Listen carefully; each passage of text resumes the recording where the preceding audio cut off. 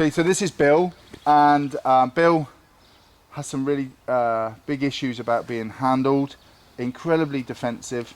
He doesn't like being caught, he doesn't really like being touched, will kick out, will bite. Lovely donkey, just obviously had something go really wrong in his life.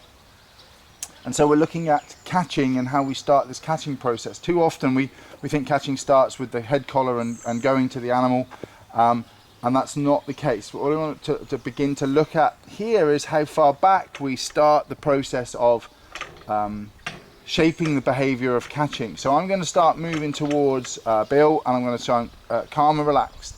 I'm not going to think about catching him. I'm going to look at the movement of him. The behaviour we're looking for is for him to turn and look at me, keep his head towards me. So as I step towards him, what you'll probably see is there, at this distance, that's big enough for him to think about leaving. Now he's thinking back towards me. I'm just going to take that pressure off because I want to mark the behaviour of him looking at me and he's keeping his head towards me. His normal behaviour when you try to catch him would be to go and put his head in the corner and use his bottom to threaten that he was going to kick you. When we're starting to train, if he keeps his head there and looks at me, I'm also going to take that pressure off. I'm going to avoid the human temptation to creep and try and do more. I'm going to tell him, yep, release the pressure, okay. I put the pressure on. I am the thing that's uncomfortable. This is just negative reinforcement.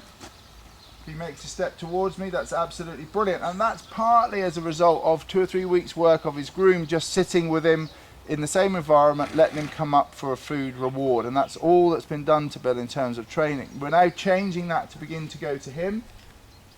If he stays there, he's interested in whether there's a food reward in my hand. But again, I'm going to move away before we overdo it and he moves away. This is about getting him used to people approaching. You can see he's thinking backwards, his muscles just went backwards there, he's thinking about moving away. If he does move away, that's fine, absolutely fine, we're just going to keep working. Again, I'm just going to wait, I'm going to wait. This is where timing is absolutely crucial. You can see that Bill is now, when he starts to come back towards me, I'm going to move away. I'm going to move back in again. This time I get a little bit closer, I'm going to move away again.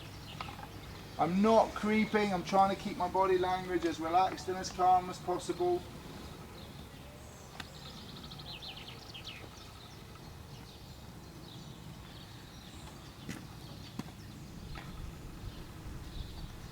Here we go again. Just going to touch him, move away. That could be an entire training session. You could stop there, walk away, finish. Depending on what part of training and your skills and ability.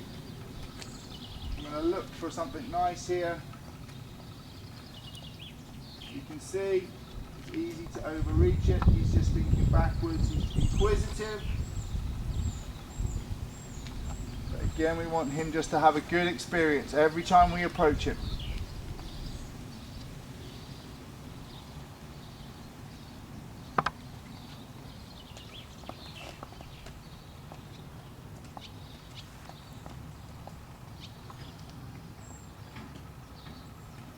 And move away.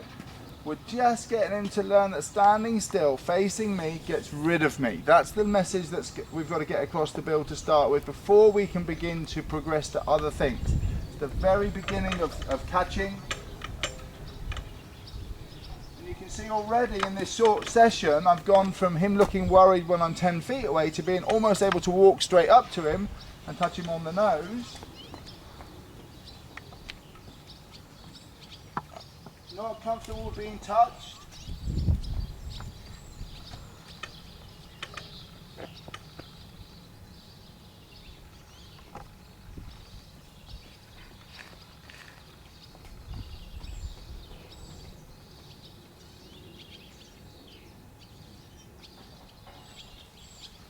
Now just switched a little bit there because I was asking something more from him, which was to stand still while I touched his neck. I didn't ask him to turn his head towards me, just standing still was enough.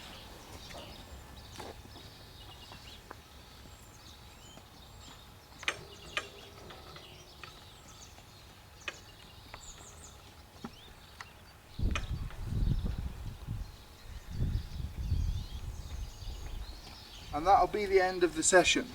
We're going to walk away, finish there. Really small, really nice, perfect for him. Perfect introduction to catching.